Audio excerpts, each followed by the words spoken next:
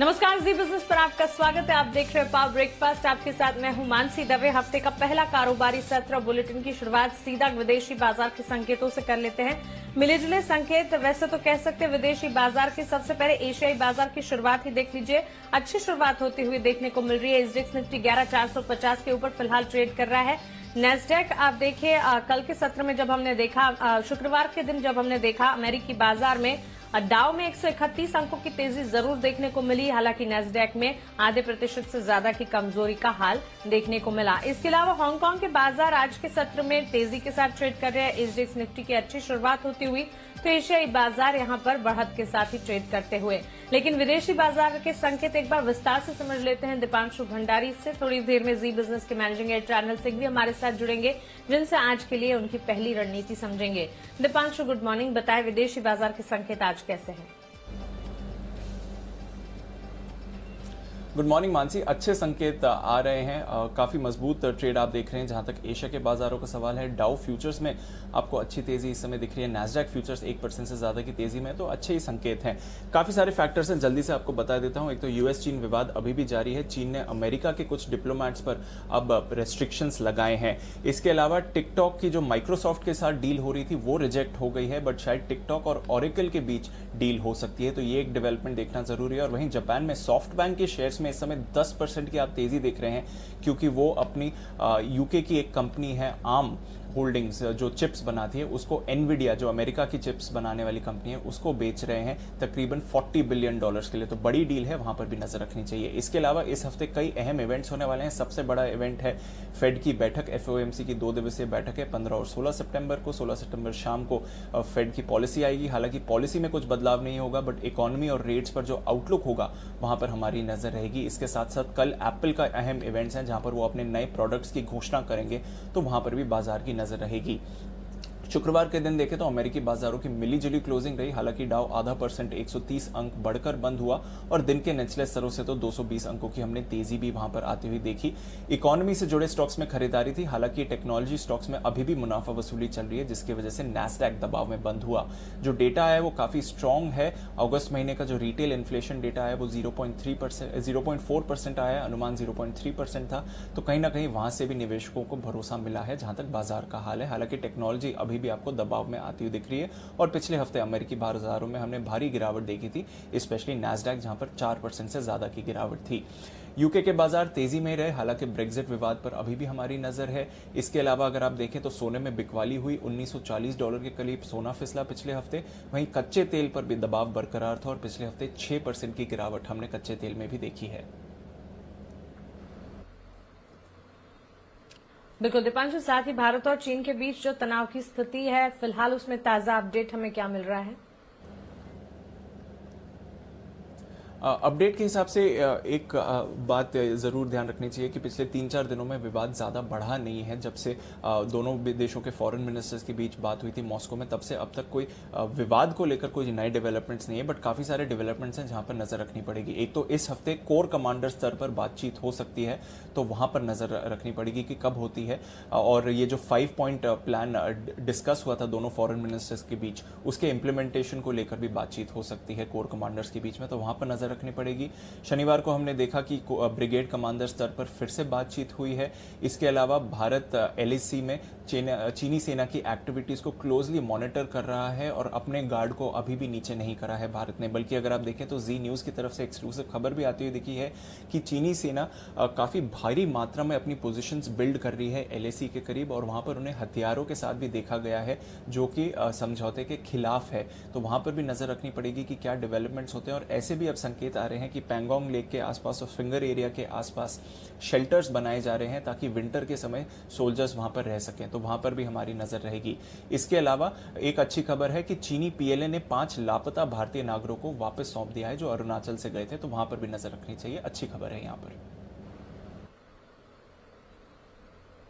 बिल्कुल दीपांशु, शुक्रिया ये तमाम जानकारी के लिए, हमारे साथ जुड़ने के लिए। तो शुरुआती संकेत एशियाई बाजार से अच्छे आ रहे हैं। आगे किन लेवल्स पर ट्रेड होता है जरूर देखेंगे, लेकिन अब सीधा रुक करते हैं हमारे स्पेशल सेगमेंट का, जहां हम रोज बात करते हैं जी बिजनेस के मैनेजिंग एडिटर अनिल सिंघवी से।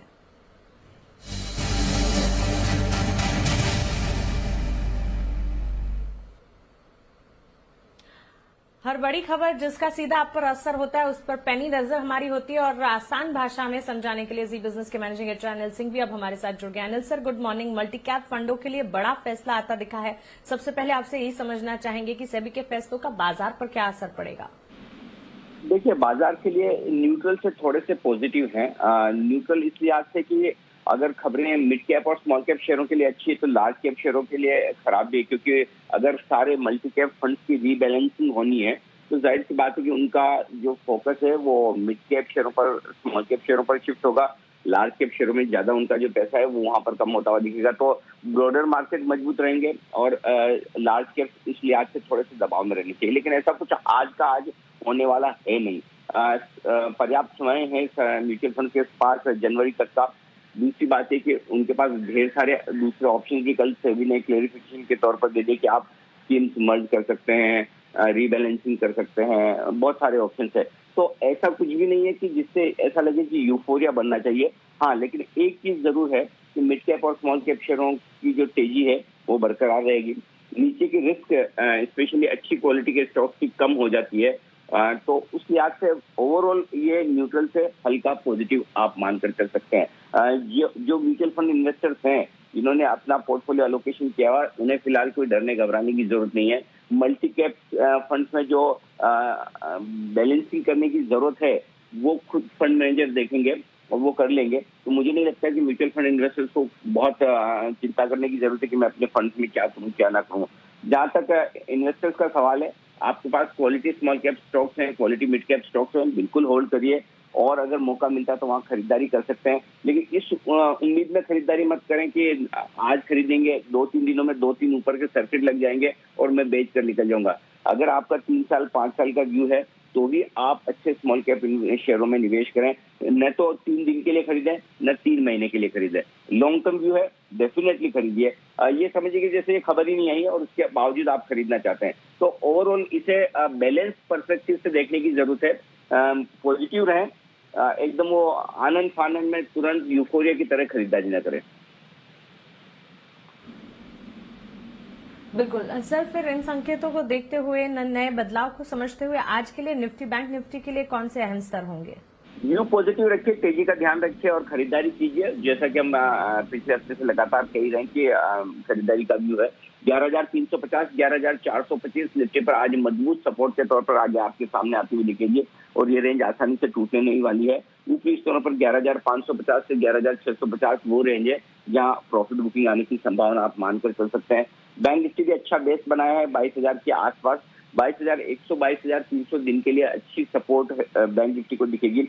ऊपरी स्तरों पर 22,750, 22,950 की वो रेंज है जहां तक बैंक निफ्टी जाने की कोशिश कर सकता है।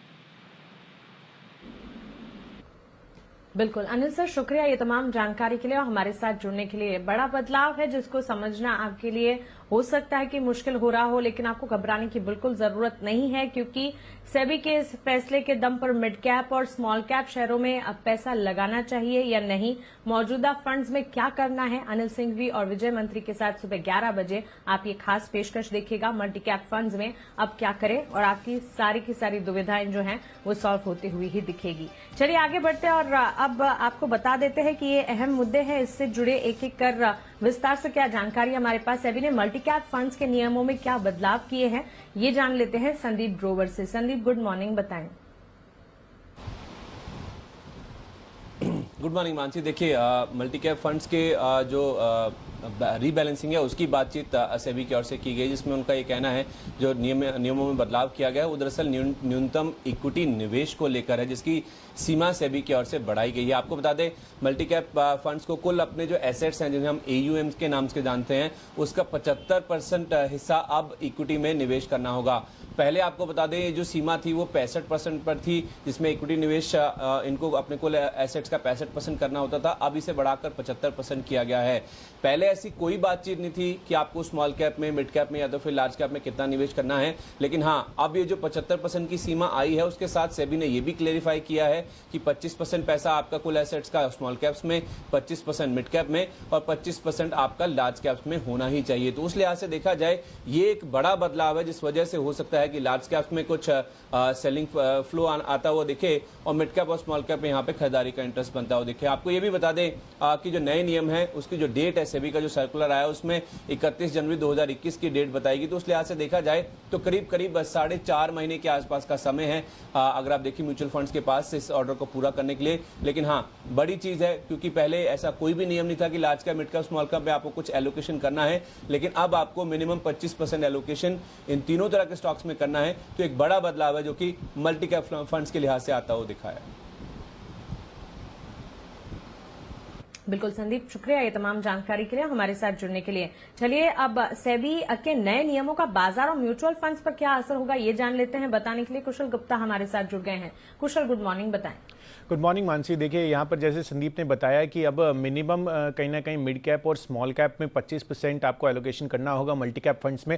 और उस लिहाज से अगर आप देखें तो लार्ज कैप फंड से इनफैक्ट जो लार्ज कैप एलोकेशन है इन मल्टी कैप फंड्स में उससे 40,000 करोड़ रुपए निकलते हुए नजर आएंगे। और साथ ही जो अगर आप स्मॉल कैप की तरफ देखें तो वहां पर सबसे बड़ा रीएलोकेशन हो सकता है और 27,000 करोड़ रुपए की फंड बाइंग आती हुई नजर आ सकती है। और साथ ही मिड कैप में देखेंगे तो करीब 13,000 करोड़ रुपए का इनफ्लो हो सकता है। तो एक मल्टी कैप फंड्स में रीएलोकेशन जो है वो आपको देखने को मिल सकता है। इनफैक्ट यहां पर अगर आप देखें तो कुल AUM जो है वो लार्ज कैप के बाद दूसरा सबसे बड़ा जो AUM है वो मल्टी कैप फंड्स का है, 1,46,000 करोड़ रुपए का। और इस वजह से अगर आप देखें ये जो रीएलोकेशन होगा तो जो अनुमानित खरीदारी है इन सब टॉप 10 मल्टी कैप फंड्स की अगर मैं बात करूं तो वहां पर अगर आप देखें तो Kotak standard multi cap funds वहां पर सबसे ज्यादा जो है स्मॉल कैप में खरीदारी हो सकती है। 1.5% इनका मौजूदा एलोकेशन है और करीब 7,000 करोड़ रुपए के इनफ्लो आ सकते हैं अगर आप ये 25% पर इस जो होल्डिंग है उसको लेकर जाते हैं। साथ ही अगर आप HDFC इक्विटी फंड की भी बात करें तो वहां पर भी करीब 4,000 करोड़ रुपए आते हुए नजर आएंगे।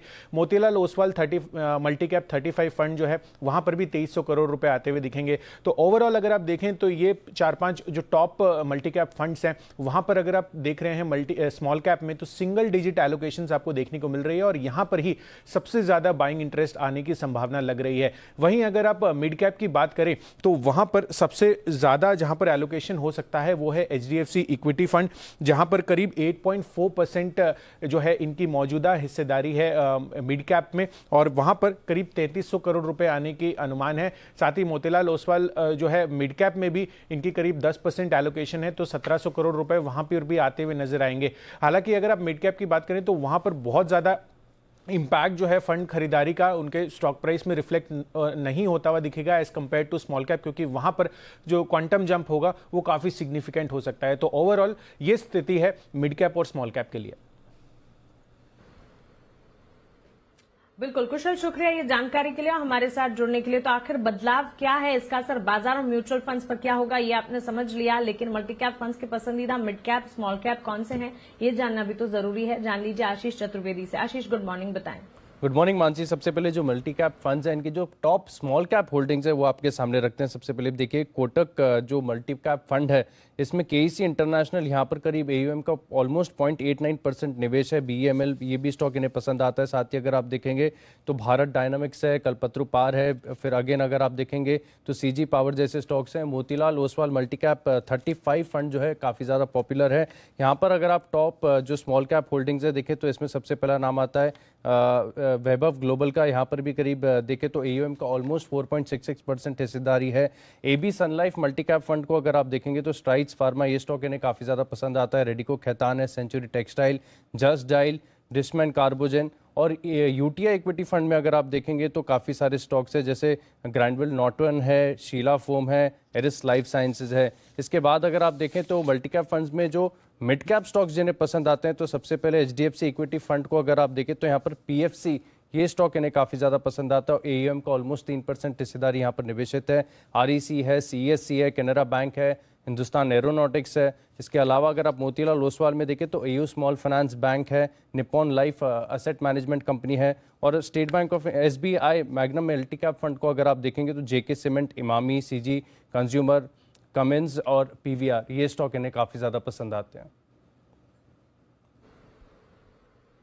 बिल्कुल आशीष, शुक्रिया ये तमाम जानकारी के लिए, हमारे साथ जुड़ने के लिए। चलिए क्विकली आपको बता देते हैं कि शुक्रवार के कारोबारी सत्र में संस्थागत निवेशकों ने क्या किया। एफआईएस डीआईएस का एक्शन एक बार देख लीजिए।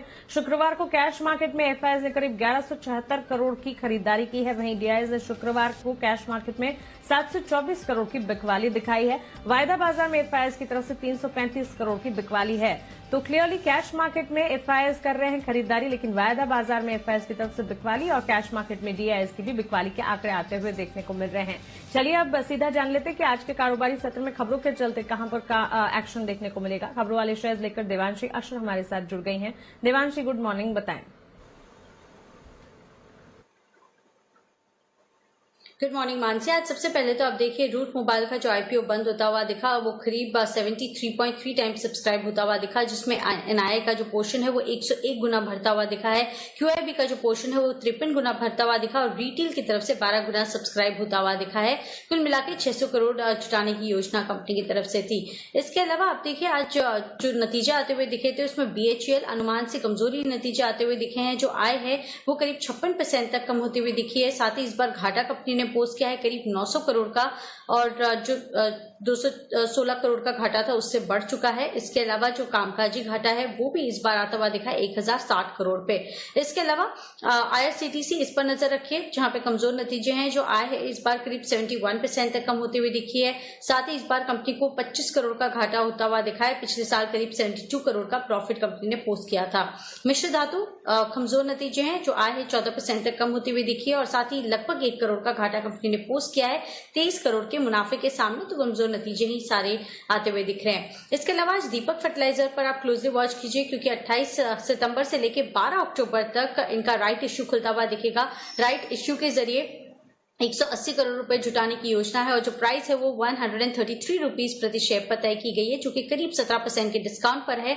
जो रिकॉर्ड डेट तय की गई है वो 17 सितंबर है और साथ ही जो रेशियो डिसाइड हुआ है, हर 20 शेयर पर आप 3 शेयर्स के लिए एंटाइटल्ड होंगे राइट इश्यू के लिए। येस बैंक इकरा ने डेट सेटलमेंट की जो डेट इनकी जो इंटरेस्ट है, इनकी जो रेटिंग है वो BB+ से बढ़ाकर BBB कर दी है। इस पर नजर रखनी होगी। और इसके अलावा टाटा मोटर्स, जहां पे अगस्त में जेला रिटेल बिक्री करीब 15% तक घटती हुई दिखी है सालाना आधार पर।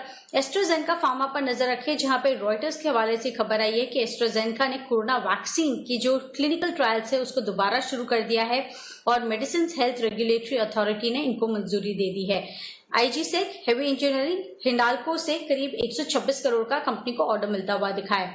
और इसके अलावा आज यूपीएल पर भी आप नजर रखें, जहां पे एलआईसी ने हिस्सेदारी 5% से बढ़ाकर करीब 7.07% कर दी है।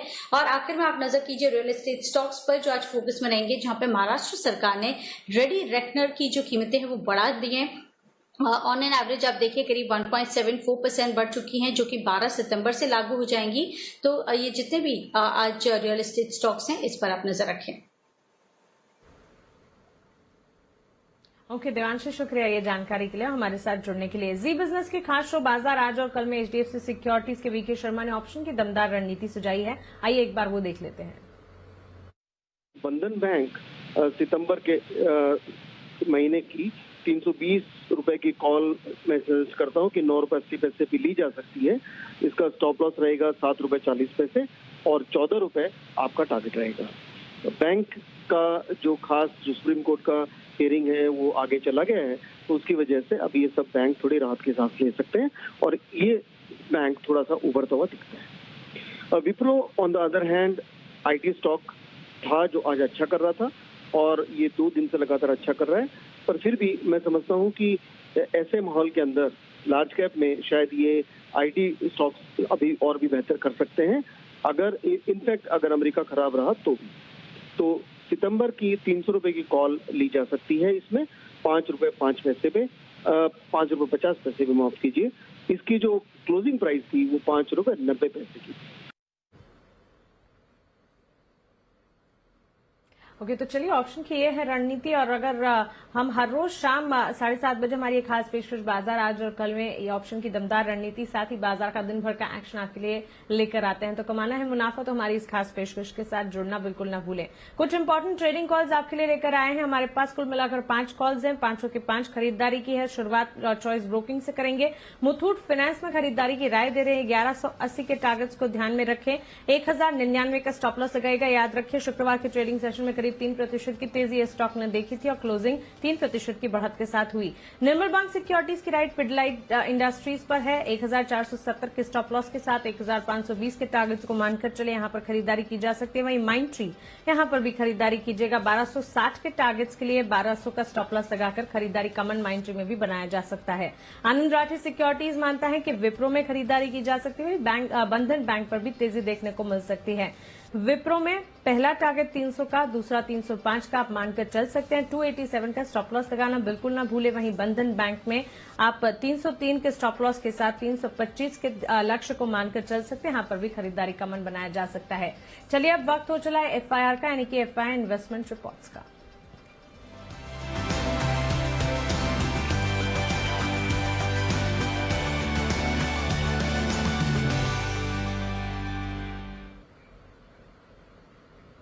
ब्रोकरेज रिपोर्ट्स लेकर आशीष हमारे साथ फिर जुड़ गए हैं। आशीष बताएं। मानसी देखिए, कमजोर नतीजों के बाद BHEL पर CLSA का डाउनग्रेड आया। यहाँ पर खरीदारी के राय को बदलकर अब ये बिकवाली के राय दे रहे। 35 रुपए का लक्ष्य इन्होंने दिया है और शुक्रवार की क्लोजिंग अगर आप देखें तो 37 रुपए की है। और उन्होंने EPS के अनुमान में भी अगर आप देखें तो ऑलमोस्ट 10 से 15% की कटौती की है। टाटा मोटर्स ये एक ऐसा स्टॉक है जहां पर लगातार हम देख रहे हैं कि पॉजिटिव रिपोर्ट्स आती हुई दिख रही हैं। CLSA की आज एक बढ़िया रिपोर्ट है जहां पर खरीदारी की राय को बरकरार रखा है। 220 रुपए के लक्ष्य के लिए 144 जो है शुक्रवार की क्लोजिंग है। और फिलहाल के लिए आखिरी रिपोर्ट है ICICI लोम्बार्ड पर जेफरीज की रिपोर्ट है जहां पर खरीदारी की राय को बरकरार रखा है, लेकिन लक्ष्य जो है 1260 से बढ़ाकर 1570 कर दिया। 1302 जो है शुक्रवार की क्लोजिंग। और ये कह रहे कि पेनिट्रेशन लेवल अगर फिलहाल देखें तो भारत में काफी कम है, इसलिए ग्रोथ के अवसर ज्यादा नजर आ रहे हैं। इसके लिए स्टॉक पर बुलिश है। बिल्कुल आशीष, शुक्रिया ये तमाम जानकारी के लिए और हमारे साथ जुड़ने के लिए। तो आज के लिए 2 इंपॉर्टेंट चीजें करनी है आपके लिए जो कि काफी इंपॉर्टेंट है। सबसे पहले तो आप हमारे साथ अभी से ही जुड़े हैं, लेकिन 8 बजे से आप लगातार हमारे साथ जुड़ जाएं क्योंकि सेबी के फैसले का म्यूचुअल फंड पोर्टफोलियो पर होगा क्या असर। निवेशकों और ट्रेडर्स के लिए अनिल सिंह भी सही और सटीक स्ट्रैटेजी इस पर बताएंगे। इंडस्ट्री और बाजार के दिग्गजों के साथ भी सबसे बड़ी कवरेज लगातार चलती रहेगी। और 11 बजे हमारी खास पेशकश मल्टीकैप फंड्स में अब क्या करें, ये भी आप जरूर देखना बिल्कुल ना भूले क्योंकि आपको जानकारी मिलेगी कि सेबी के फैसले के दम पर मिड कैप और स्मॉल कैप शेयरों में अब पैसे लगाने चाहिए या नहीं। आगे आपको क्या करना है विस्तार से आसान भाषा में आप समझ पाएंगे। चलिए इसी के साथ पावर ब्रेकफास्ट में फिलहाल इतना ही। मुझे दीजिए इजाजत।